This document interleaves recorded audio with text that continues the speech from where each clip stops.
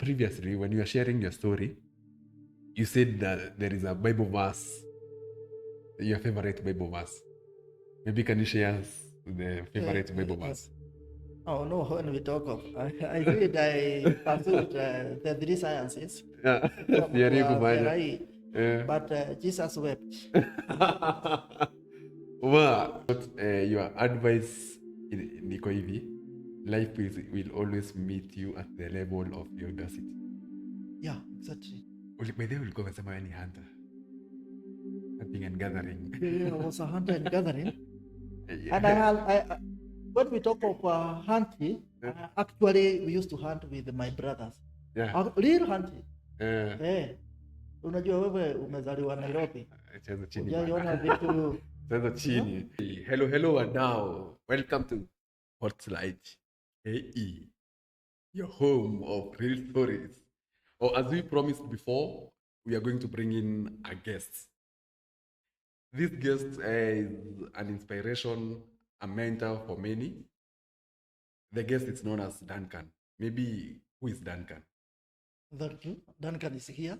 Yeah. My name is Duncan, and I am the CEO of Miliki TV. Yeah.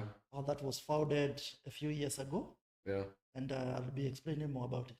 Okay, as we promised, guys, tulisema tunaleta guest an inspiration, someone who have gone through a lot, someone maybe who have a story behind something. So this Miliki digital space is where it's a place where we are shooting our content. So if at all you want to shoot your content, you can do it at Miliki digital space. It's a very good space. There is some renovation going on. And as I promised again, the series is about no one can write off your destiny. Miliki has a story. He had explained to me the story behind Miliki Digital Space and Miliki TV, I mean. So, under this series, you are going to run different things and to learn different things. Kizungu imekuwa ngumu jameni, Duncan. Kizungu imekuwa Kizungu inapita. Sasa imebidi kuran. Tutakuwa tunakimbia. It's a second language to us, so don't mind. Ilikuja na meli. Yeah, we are going to learn more about Miliki, and we are going to get the inspirational story. So the series is No One Can Write Off Your Destiny. Before we start, previously, the reason as why I'm sharing this, then maybe I can give you a brief story of wherever nimekuja. I came up with No One Can Write Off Your Destiny. Previously, Rigathi Gachagua was sharing his story, and it was kind of inspirational. He was talking about how he got impeached, but I'm looking it in a different perspective. I'm looking it in an inspiration perspective, and there is this thing he said: no one can write off your destiny. When God says yes, no one can write it off. So he got impeached, then he rose again, like no one before.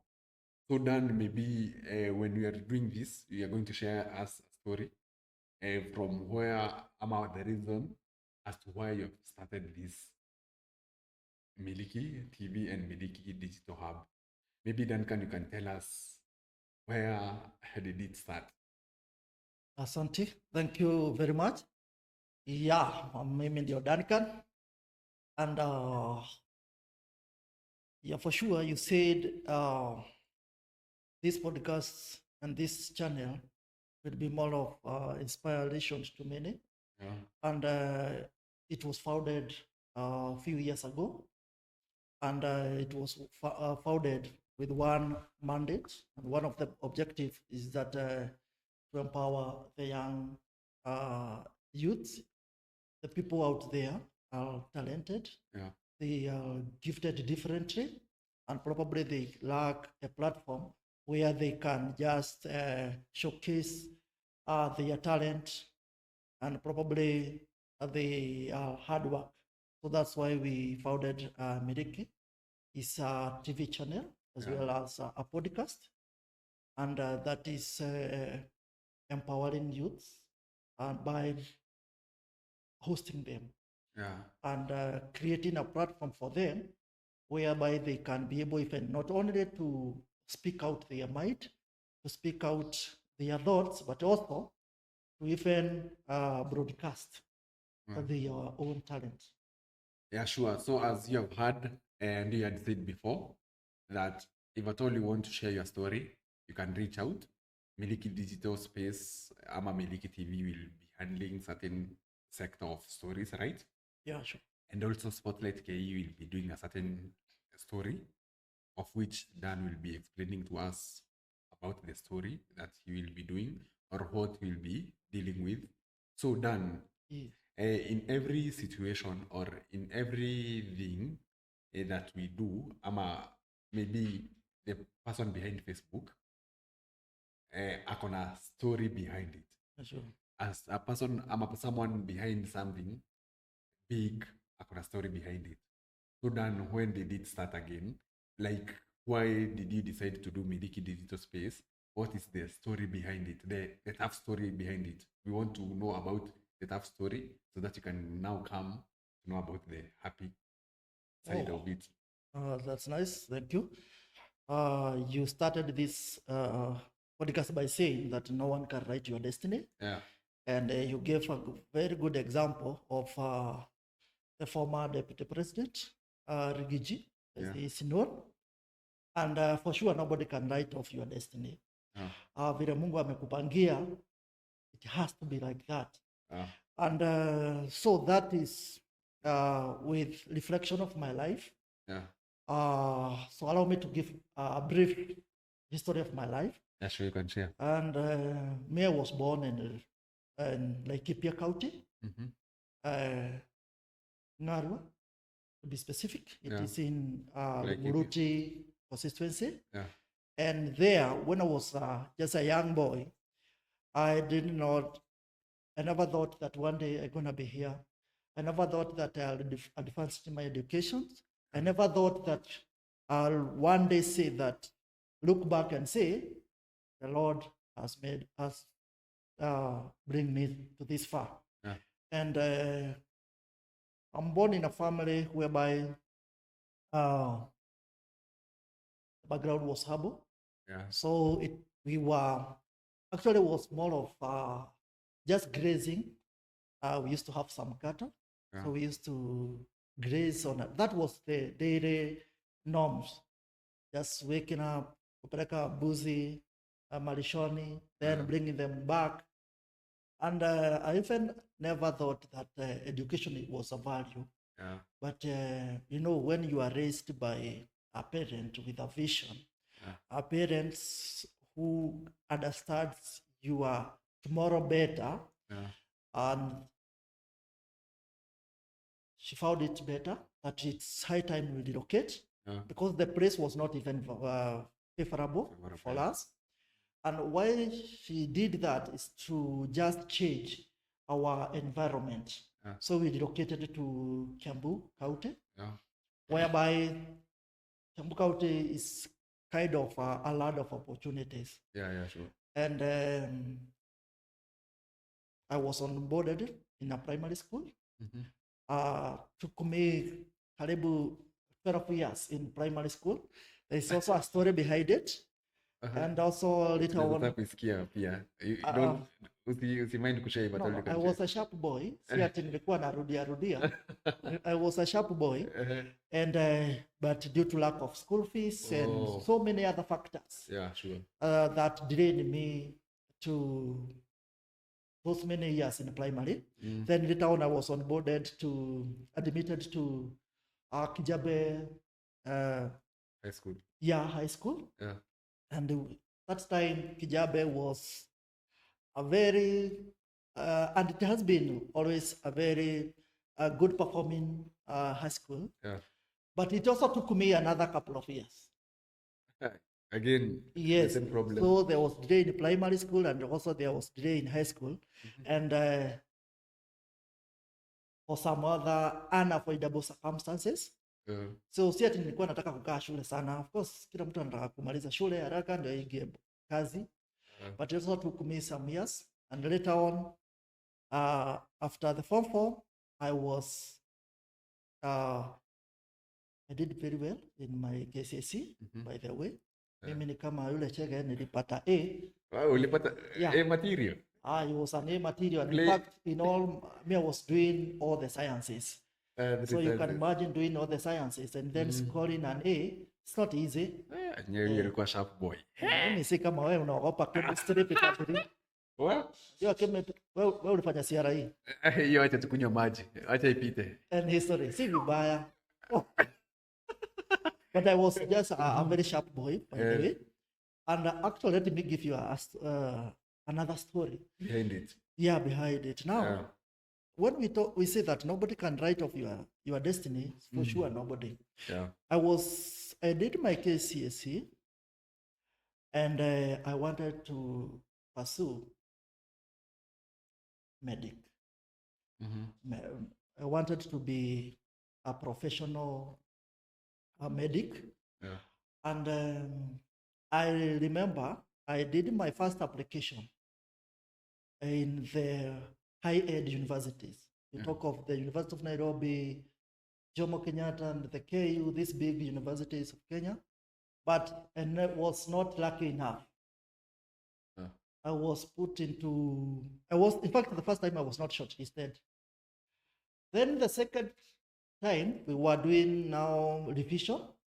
So I applied again because my passion was in the field of medication, medics and everything. And second time, I never secured an opportunity to be admitted in education, sorry, not the education course, in a medical course. And this time round, it was very frustrating. And being frustrated as I was, so after I did my second application, I was very much frustrated. And now I was asking myself, what is the way forward? Now that I did very well in my KCSE, I have tried to secure a position in university. I'm not getting it. I'm trying to pursue a career in the field of medics. I'm not securing it. And I remember now it was the third time I was doing the application. Yeah. And this time around, the board shortlisted, I remember they only shortlisted less than 15 universities. Yeah. That now that were now could admit me. Yeah. So Murang'a University, talk of Garissa University, Masde Muliro University, and back then I was just wondering, now which course will I pursue in Garissa University, Murang'a University, and Masde Muliro? And by chance, when I was doing the application, I applied in two universities, Murang'a University and Garissa University. But for Garissa, my heart was for Garissa University because the course they had an opportunity to do medics. And God has a plan for everyone. I guess you can quote one Bible verse, right? I guess I can say your favorite Bible verse. I will quote it along the way. Don't worry. So, but to my shock, the admission letter that I got for university, Murang'a University. And I kept asking, why did I not secure a chance in Garissa University? But you know what? There was a reason why I was admitted to, I got a chance in Murang'a University for one reason. You remember back in 2014, then Garissa University was attacked. And me being a sharp boy, I am one of the guys who wakes up in the morning and do some revision. Yeah. And if you remember, that case was very fatal because 100 something will lost life. Lost their lives. You see now, Yeah. the reason why God had a plan that I should not secure a position in Garissa University, Yeah. and I managed to secure a position, a chance in Murang'a University. And that's how I joined university, nikamaliza, and then after graduating, then that's no job. Okay, so Dan, which course did you do, by the way? I really wanted to pursue a course in medics, but due to all those factors, I pursued Bachelor of Science, Information Technology. Science, Information Technology. Yeah, IT. I think you're... Yeah, I'm good in programming. Yeah. I can develop a website for you. I can develop some softwares. Yeah. Yes. So guys, before we continue, again, Miliki Digital Hub, Ama Digital Space, we offer those services. Yeah, we do offer. Yeah, if at all you want to be developed for a website, graphic design, we offer that service at an affordable price. Yeah, Ama vipi Dan? Yeah, it's true. If you want a website for your business, yeah, siku hizi usifanye biashara kienyeji. Yeah, we have that platform. The charges are very fair. Yeah. And if you are a youth out there, you want to do content creation and monetizations, that in fact we are offering that for free for youths. For youth. Yeah, and we have other courses along the way. Okay, so Dan will be listing to us the courses that he's offering later on, but now we want to hear the story. Now, after campus, what was next? Ametuambia hakupata kazi. Now, how did he come up? How did he be able to come up with all this? You know, after you are done with education, it can be Form 4, maybe university or college. We all look forward to just secure an opportunity to that very big office. Yeah, sure. Probably in Nairobi. Kila mtu anamaliza shule anataka kuja Nairobi. And that's actually what I did. But before I went to Nairobi, I asked myself, I'm going to Nairobi to do what? And to who? Yeah. So I started looking for green pastures, applying for a job just like any other person. And I remember it took me another 8 months living just around university. Nilikuwa na feel kama sitaondoka hiyo area ya university. Kwa sasa nashangaa nirudi home. Nifanye nini? And it took me 8 months just hovering around the universities. Ile nyumba nilikuwa nimerent sikuwa nimeiacha. And back then the good thing mimi ni mtu wa kujituma. So I had started working online. So I started doing people call it academic writing. We used to call it academic writing, although nowadays it has been overtaken by event and AI has come. I used to write articles, get good money, and that's how I used to settle my bills. But that field is not also a good one in a way. Yeah, it was not sustainable to some extent, because also there was an order in US that most of the degrees in US are done by Kenyans. So ikawa ngumu sasa jobs za online zikapungua. So I had to look for now another way to succeed, to sustain myself. And now that's how I proceeded with now wanted to monetize my skill in IT. But I had to relocate to my motherland, which is now Kiambu constituency. Na unajua ukikaa pale home, sasa pale university maisha imekuwa ngumu, you come back home. Na kuwa nyumbani, kiamuka na hakuna kitu unafanya, kama kawaida unajua mzazi pia anaona ni kama you are just idling. So I started tamaking Nairobi office, hip hopping from one office to the other. just looking for green pastures. And by mere chance, I happened to apply for a presidential digital talent. Yeah. It's a presidential program Yeah. that offers 1 year internship. And man, so many applications I managed.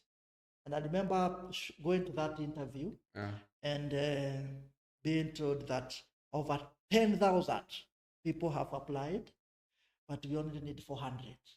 400 youths or 400 people will only be onboarded to that program. And that also worried me so much because you can imagine out of 10,000, only 400 being selected, and you're among the 400. I told you that nobody can write off your destiny. Kama kawaida, kama dawa guys, before let me cut down short kidogo. Series tumesema ni no one can write off your destiny. Yeah, no one can write off your destiny. Yeah. And I was so lucky. They have always been lucky, but not really lucky, but God has always been on my side. I secured a chance, and I was deployed in Adrifa, EBZ. I know we have been fled, and we have never realized I have hustled at EBZ. Yeah. And I lived in Adrifa for quite some time. But then there was also another opportunities. Najua hii Kenya lazima ukae kama umefungua macho unajua jinsi ya kukaa Nairobi. Ndio hiyo. Na Nairobi unajua ni mtaa yenye inakuerevusha haraka sana. So it happened to I got another opportunity even before nimalize ile 1 year internship, and that's how I found myself as a ICT lead in Huduma Namba, your program. Actually sasa hapo kidogo kidogo karibu nione pesa na macho. Because I was deployed in Kisumu and Wajir and Embu, by the way.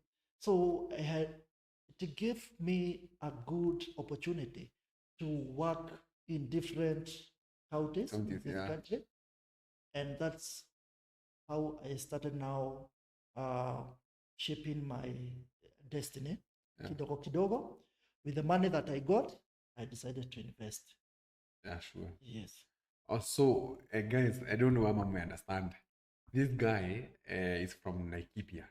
Imagine from Laikipia all the way to Kiambu, learning primary school for 12 years.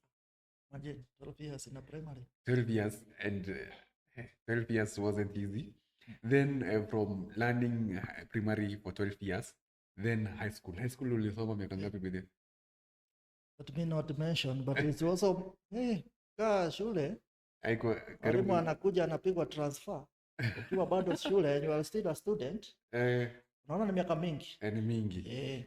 Imagine again from 12 years, then tunaingia high school. High school hajatuambia, just specify the years that alisoma, but amesema ni mingi kidogo.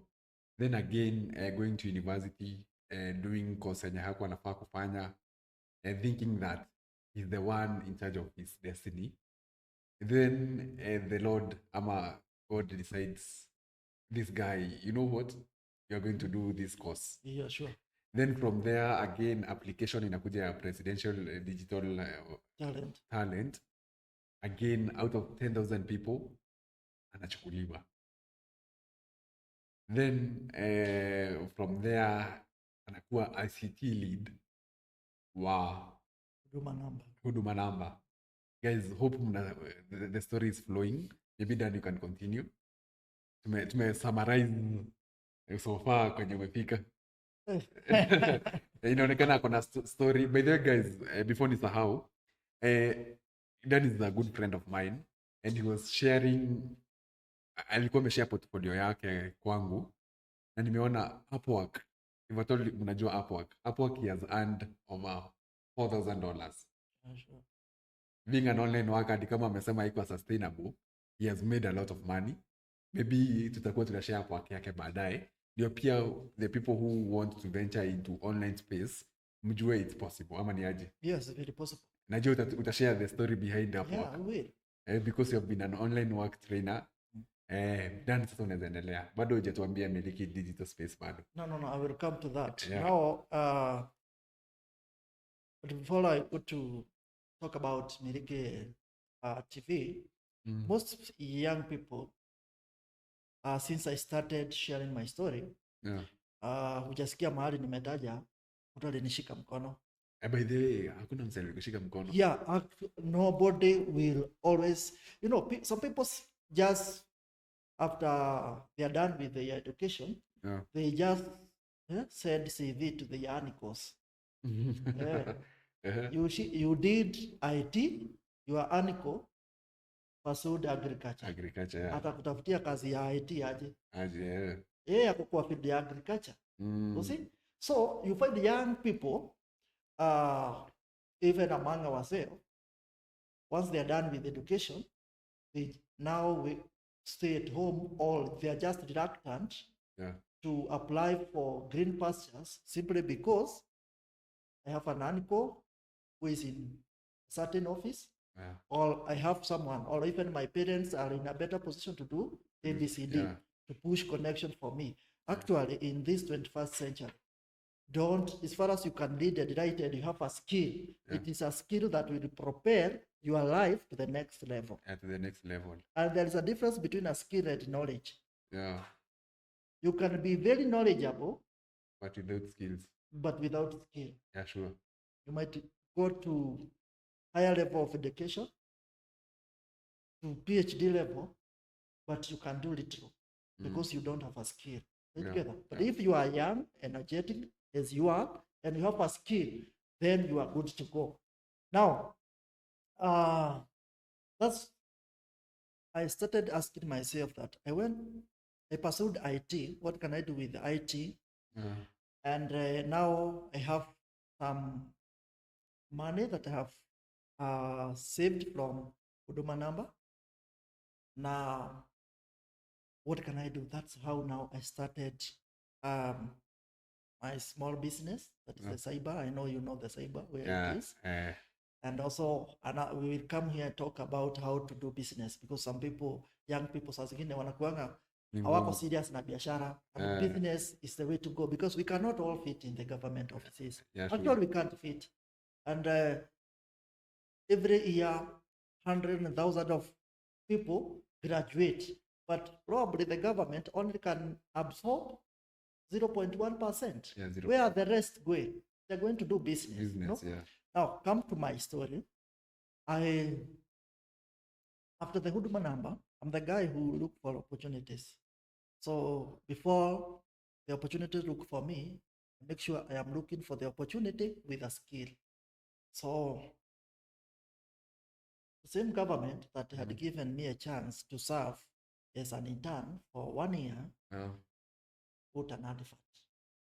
They need people who have experience with the online work. And I knew this is the way. I did an application. And without knowing no one, I did my application. Mi nafanyanga application, hiyo ingine naachia Mungu. So I did my applications, and also by a mere chance, I was invited for an interview. Mimi nikajua hapa sasa I have to showcase what I have done. So I went to my online work platform, that is Upwork. Took some screenshot, attached with the CV, actually as an evidence, because when you are going to an interview, you have to produce some evidence. So nikaenda pale, actually presented my CV, application letter, certificates, and they were looking for people who have worked online with experience. And as they were perusing my documents, they happened to come across the screenshot of Upwork. $2,000. Actually, the interview never proceeded because they have gotten the right person. So after some times, then I secured a job opportunity to serve what I have always been Inspired to do. Yeah, of the Kenyan youth. Yeah. And I became center manager and digital skills trainer and deployed in Gatondo South. Yeah. And the journey has been good. So far, so good. I have interacted with the youth. Yeah. I've met so many young people in this country with from diverse, different tribes, different levels of education. And I can tell you there is a big problem. Yeah. Opportunity, jobs are scarce. Yeah. But the digital world can accommodate everyone. Yeah. That's a good thing with the digital world, and we are in the digital era. So everything is all about digital opportunities. Everything has now been automated, and with the advance of technology, there is always need and demand for skilled people. Yeah. So actually what we have been doing is to empower young people through skills so that they can be financially stable and also just generate a decent income. Yeah, sure. So guys, now from by the way, we'll go with any hunter. Hunting and gathering. Yeah, I was a hunter and gathering. And I when we talk of hunting, actually we used to hunt with my brothers. Yeah. Real hunting. Yeah. Unajua wewe umezaliwa Nairobi. Cheza chini Hujaiona bana. vitu. Cheza chini. So the guys from hunting and gathering from kina nani ulikuwa na hunt and gather? Hiyo ni geography ama history? What was history? Homo nani? Yeah, the origin of mankind. Homo habilis, ndio. Huyo tumuulize where was the wheel invented? Okay, but si vibaya kufanya CRE, but tunakuelewa. What? Mimi sikufanya CRE actually. Sikufanya the Kenyan system. The good thing government hata imeona ibadilishe ileta CBC because of people like you. So that ndio tuli make kukwenda kitu kama hiyo. So guys, from hunting and gathering to being a center manager at Gatondo South. That is the story about Dan. Now ameingia kwa inspire youth. Now Sayadi tukiongea, he's inspiring youth. Now we want to know umekuwa center manager. Sasa Miliki. Tunakaribia kujua about Miliki. Okay, good. Yeah, now I said I have interacted with so many youths. Yeah. Not only in Kiambu County, but also in other parts of Kiambu County. And also Huduma program exposed me to many youths in this country. And after 2 to 3 years, I realized there is one common and perennial problem in our country. And that is we are spending a lot of time in social media, but literally doing nothing than consuming other people's content. Hata hapa tukiuliza producer, how many hours do you spend online? Producer jibu hiyo. 3 hours. 9 hours. 5. No, 9 hours. 9 hours, 5 hours. And actually, most Kenyans spend an average of 8 hours in a day. Yeah. Just browsing, TikToking, Facebooking, and Instagram, and so forth. Yeah. I don't know, in Kenya, we are ranked globally as the people who are consumers of the internet. Yeah. In fact, we were leading. Actually, I decided to lead. Yeah, I know. And that's why you find in Kenya, we are the bulldozers of the internet. Yeah. And we are very smart. Actually, Kenyans are very smart. Yeah. And but when you just analyze in among 10 youths, each spending 10 hours in a day. That's 100 hours lost. Yeah. Now, and we are in the land of the opportunities, I can say, because we have the gadgets, we can access internet, even the government. From where I stand, wameweka free public wifi, sijui kama umeziona.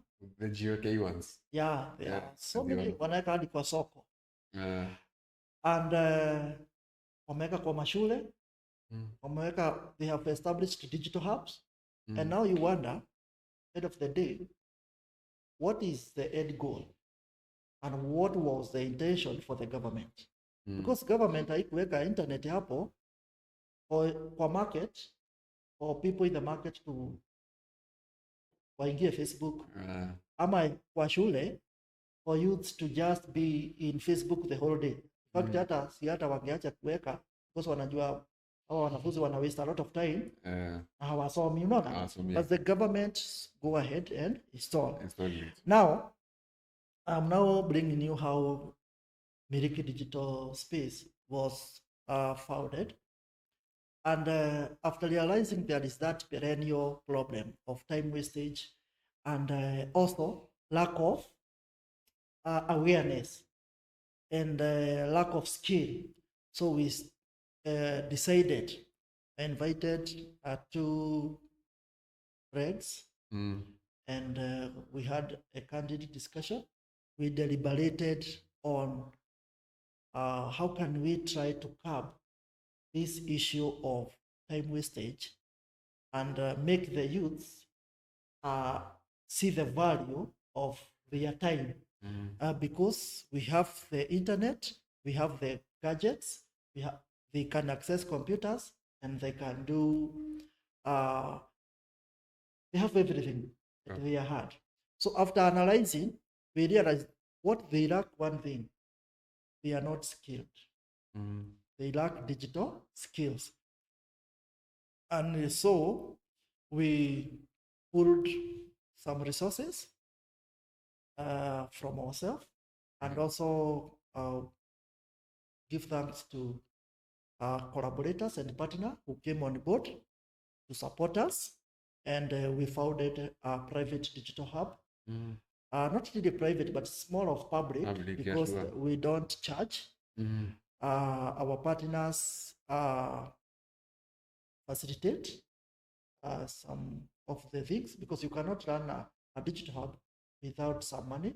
There is need to pay some bills, of course, but that is taken care of by our partners and collaborators on board. And we established Miliki Digital Hub, and it is in Gatundu town, and it has been one of the hub that is accessible to many youths in Gatundu South. And we have a number of programs, but how it was founded was also a surprise. Because we never thought that people will really embrace it.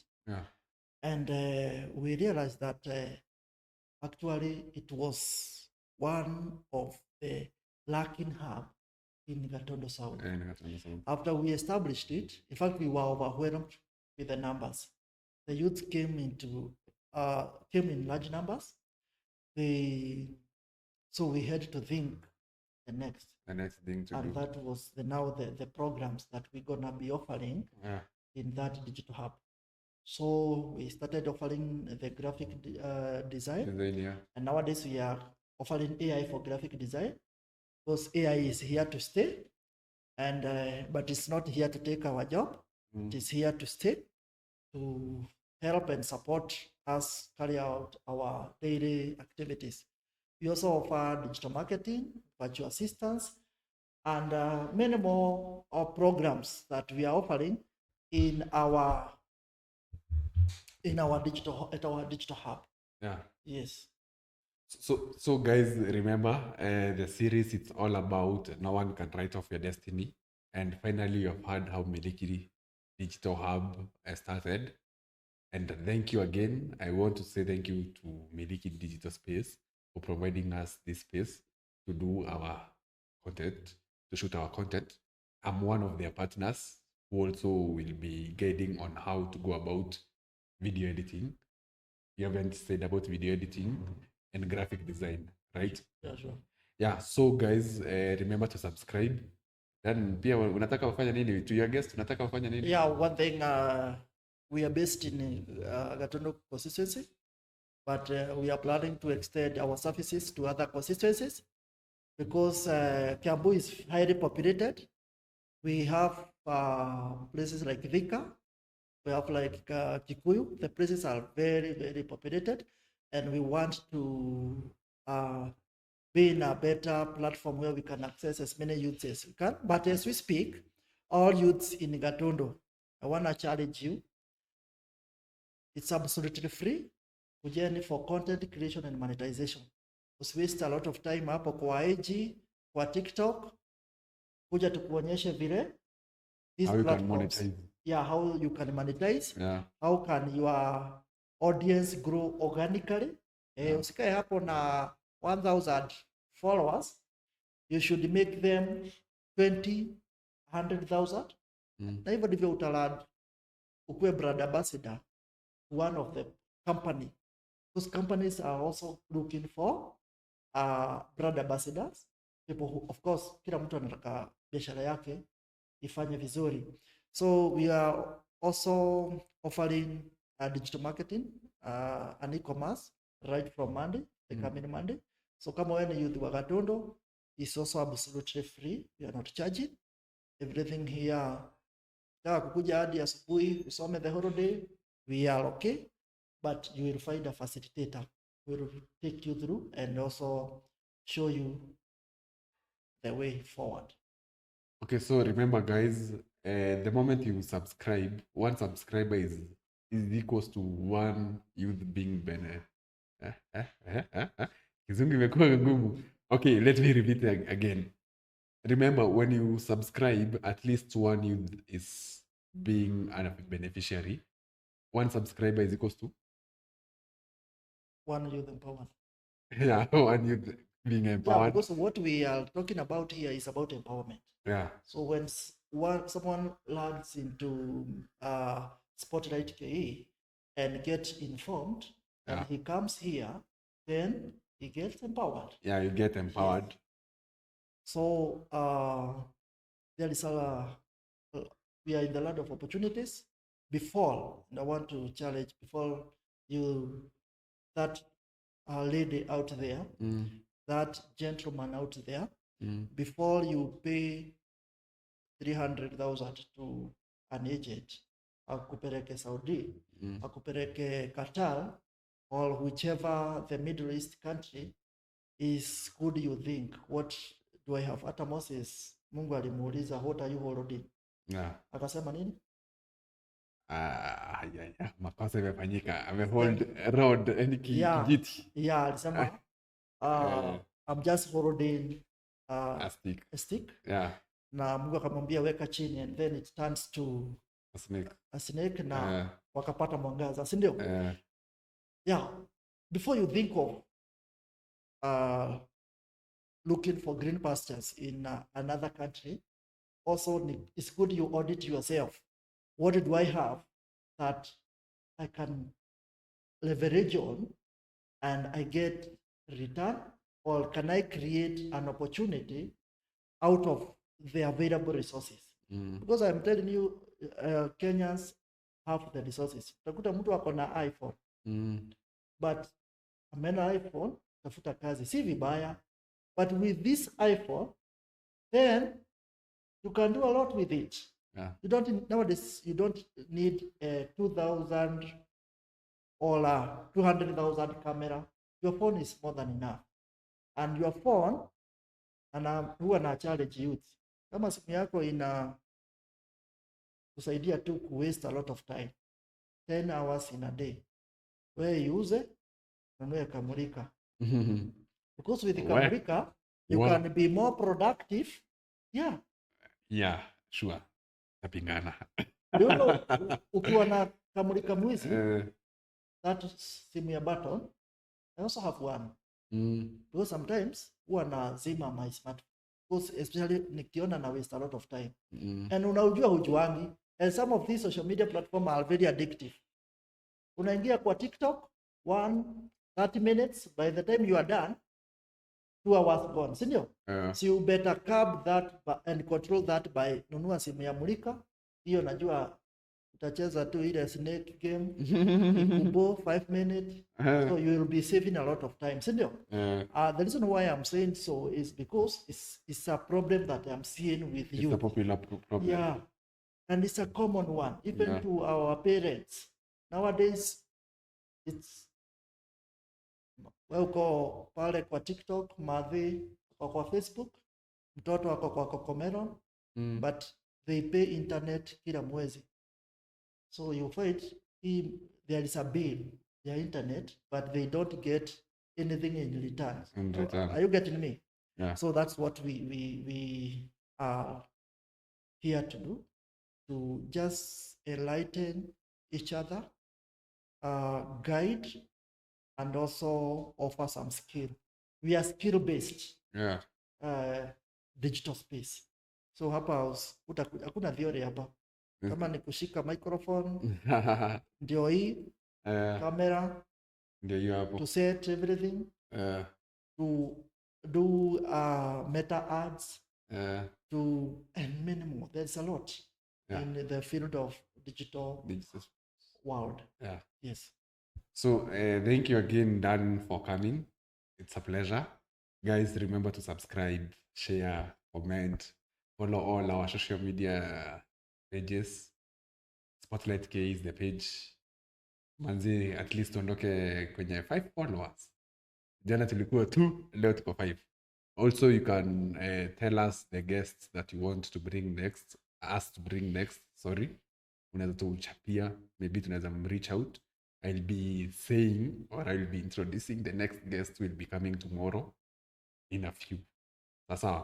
So, Dan, previously, when you were sharing your story, you said that there is a Bible verse, your favorite Bible verse. Maybe can you share the favorite Bible verse? Oh no, when we talk of, I said I pursued the 3 sciences. Yeah. But Jesus wept. Wow. I know that kidogo wadau wakose. No, it is a verse in the Bible. No, it's our story today, our series is No One Can Write Off Your Destiny. Based on your story. Yes. Maybe I can give you your Bible verse and itakuwa ina kuguide. Juu kidogo Jesus wept. Yes, sure, you told me to give to quote a Bible verse. No, I was saying based on your story. Yes. Which Bible verse can fit your story? Okay. Maybe unaweza tupatia your favorite nini, see Jesus wept. No. What I might not quote the exact Bible verse, but with the reflection of the Bible, there were so many people who people tried to write off their destiny, and a guy like Jeremiah. Joseph. You remember the case of Joseph? Yeah. He was sold to some people, and the brothers thought that tumekamaliza sasa, but because nobody can write the destiny, can write off your destiny, Joseph alienda akafanya nini? Alienda akaprosper. Si ndio? To an extent, he one day invited the brothers, the father, to wapi? Okay, there is a, I don't want to go into details, but no, I'm just showing you how no one can just write off your destiny. Just like the case of even Moses. When Moses committed some murder, alikibia. Mujui Moses kuna mahali aliua. Kuna place aliua ndio akakimbia kwa wilderness. Just remember, the same Moses alikuwa ameachwa akiwa mahali Katoi, si ndio? Then akaseviwa, later on akacommit murder, he ran away, but still God had a plan. Si ndio? Maybe I can quote a Bible verse yenye imeni unaenda kutoa alafu unasema Jesus wept all of a sudden. So the Bible verse, ama the theme Bible verse for this thing, this whole thing, it's Jeremiah 11:29. Jeremiah 11:29. 11:29. Jeremiah 29. Yeah, 11:29. I need to confirm that, no. Hadi simu iko hapa. So the Bible verse says this, for I know the plans that I have for you. Yeah, sure. Plans to prosper and have an whatever. Acha tisome. Hey, hadi manager anataka kutupiga makofi. For I know the plans that I have for you, plans to prosper and to give you hope. Sure. Yeah. Hiyo ulikuwa unajua? I do it, but I have so many Bible verses. But what I usually like to relate my life with, not only with the quote, but with the life of other people that are also mentioned in the Bible. Yeah. So na mimi si ule tunafuata pastor blindly or I follow a religion blindly. I'm that one person who audit the pastor amesema nini. Na anasema hata in Kenya we should be allowed to ask questions hata kwa kanisa. So mtu kama mimi ningekuwa na kidogo dada na sawa alikuwa anataka kuwa pastor, then all of a sudden ameanza kuingia kwa place ya kuaudit. Yeah, it's good to audit. Wewe ndio unaimbanga? Yeah, I'm a musician. Unaweza tuimbia wimbo moja, your favorite song? Unajua shida sasa nayo ni kuimba. Kidogo mic ita vibrate utasikia. No, actually. Unajua saa nyingine uwezi iba kitu yenye iko kwa studio. You have to wait the producer first amalize. Ukishamaliza ndio sasa nitatoa challenge hata na I'll be coming back here. Actually guys, Dan atakuwa again, he will be coming. Mtazoea hii sura. Yeah. Na mtazoea hii sauti. In Miliki and in Spotlight. Yeah, exactly. I'll be coming here hata next time sasa atatuimbia. Yeah, and I'll also I'm pushing the production manager. This your song itoke haraka sababu pia uko na album unataka kurelease? Yes, just one song, but naona hiyo ikienda viral kama ya Otile Brown. Mimi na maisha. Ngoja, ni ya church ama ni ya nini? Si ya church. Otile naibanga, si unajua za Otile? Mapenzi kidogo. Dan anataka kuwa pastor. Wewe Dan hakuna kitu Dan hajajaribu. Dan alikuwa anataka kuwa pastor. Sijui nini ilifanyika akaacha kuwa pastor. Soma. But but you see, mkulima. No, let me tell you by the way, I have been personally have done agriculture. Not in education, but I do farm. I do agriculture. I practice agriculture. Not in the books, but in real agriculture. But before we come to that, you mentioned that I once wanted to become a pastor. Vile nimeguzia story ya Moses, nikaguzia story ya Joseph. Uoni nimequalify kukua. Ni sadaka tu. Tuandike till number hapa, si ndio? Nikaguzia 310 ama 410. Hapana, hiyo hataki. We are here to inspire. Yeah, we are to inspire anyway. Also, if at all you want to advertise your business. Yeah. Kuja Miliki TV and also Spotlight KE. Yeah, Spotlight KE is doing very well.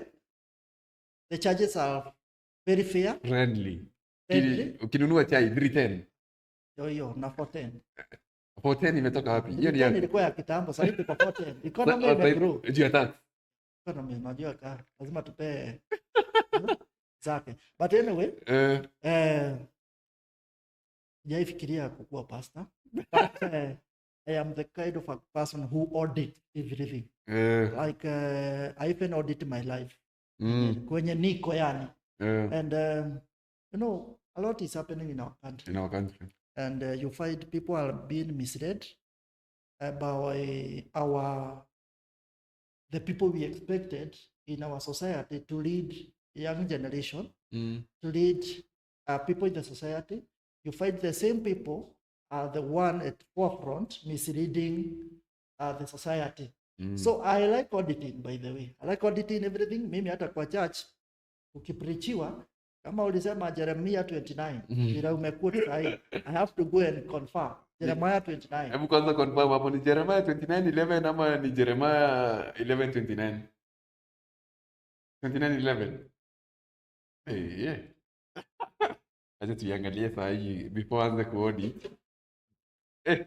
Dan akona nini? So Dan, as tunaendelea, as tunaangalia hiyo Bible verse, what is that one advice that ulipatiwa hautaisahau? Acha nikwambie sasa, that's where we draw the line. Because it's also not really an advice. Because nimekuwa I think nikiwa mtoi nilikuwa napata advice mingi kutoka kwa my parent. So najua hizo nazo zinakujanga zile za discipline and so forth. But now there was something that I'm a consumer of some raw data, and sijui niiputaje. It was said by Andrew Kibe, by the way. He was back then hakuwa Kenya, he was in US, and he said I was just listening to his podcast na akasema kitu moja ili delete hizo zote. He said that in this century what is paying ni consistency. Yeah. And audacity. So the audacity to do things and that consistency. So in short, let me cut you kidogo. In short, your advice niko hivi, life will always meet you at the level of your audacity. Yeah, exactly. Life will always meet you at your level of audacity and consistency. If today you want to do something, most of there are so many content creators. They just start to create content. They do it in a month. They just realize this thing is not going viral, so they give up.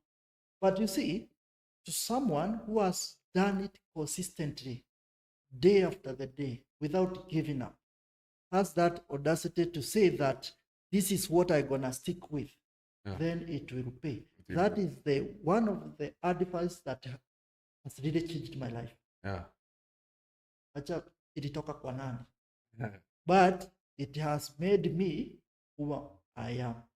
Consistent is the way to go. The way forward. I don't know nowadays, let me tell you, you might be even talented, but nobody knows whether you are talented. You might be talented and you have never showcased your talent. So nobody will know or will ever realize that you are talented.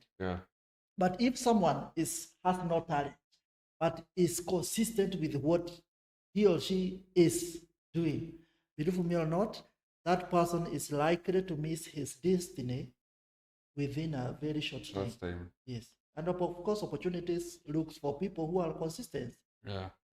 So Dan, previously ulikuwa umesema ni auditor. You audit a lot. Na mimi sitaki ukuje ukanivamia baadaye. Jeremiah 29 verse 11. What does that say? Jeremiah chapter 29 verses 11. I wasn't wrong. By the way, but ulisema nini siari? Niko na pia Bible verse nitakupatia after this. Hata niliona mahali ulikuwa CU chairman. Yeah, I was a CU chairman actually, high school, but hiyo ni story for another day done. So, Jeremiah 29:11 inasema hivi, for I know the plans that I have for you, declares the Lord, plans to prosper you and not harm you, plans to give you hope and a future. So has he given you hope in the future? Yeah, he has. That's why we are doing this series for no one can write off Yeah, sure. your destiny. Then before nimalize again, there is this Bible verse. Umeisoma Job. Job. Kumbuka the trials zenye Job alipitia. Uh-huh. Eh, So I don't know, it's Job 14:1. I mean 14:7. Yeah, it's actually that one, which has been running on my mind. Job 14:7. This is one of the Bible verses that will be driving me through this year. Okay. And it has also been doing that because of the things that I've gone through. I'd shared a short story previously. Okay. And it says this: at least there is hope for a tree. If it is cut down, it will sprout again, and its new shoots will not fail. Nice. And the version that I'd read, apart from this, inasemanga hivi, for there is hope for a tree that is cut down, for it will sprout again. So there is hope. Yeah, there is always hope. Despite the challenges. Yeah, so Dan, una support team gani? Mimi ni mtu wa Arsenal. Sijui ama wanaweza zoom, sijui kameramani wataki kuzoom. Arsenal is the team, ha? Chini ya maji. Unaweza tuambia mchezaji mmoja wa Arsenal?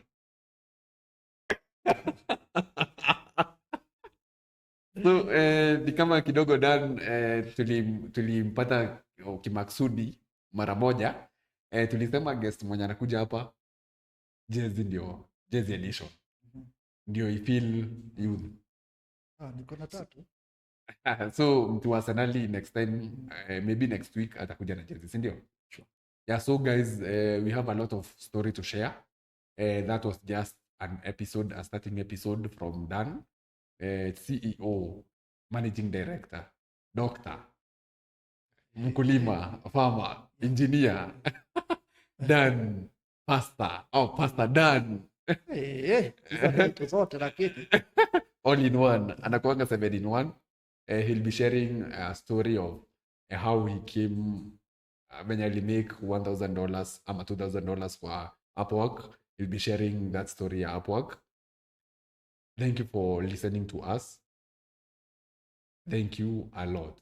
Dan, what do you have to tell your guests? I mean, your listeners and my listeners. Just to thank them for being patient. Having ample time to watch this series. I believe it's gonna inspire that one youth outside there mwenye anagoja mtu ampatie connections ama mtu ampatie opportunities. You have to look for the opportunities, and I know someone out there who is feel like, hey, I am almost becoming, I'm about to give up, I'm about hopeless, it's my doorstep. So I know we shall meet, and msisahau to subscribe to Spotlight Key, all the channels, IG, TikTok, YouTube. Watch, share your comments, share your feedback. I know it's gonna work. Yeah, actually your feedback matters a lot.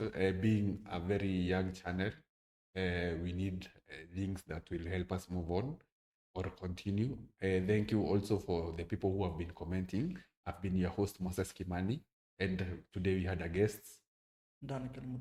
Yeah, thank you very much. Let's meet another time. Thank you for watching Spotlight KE.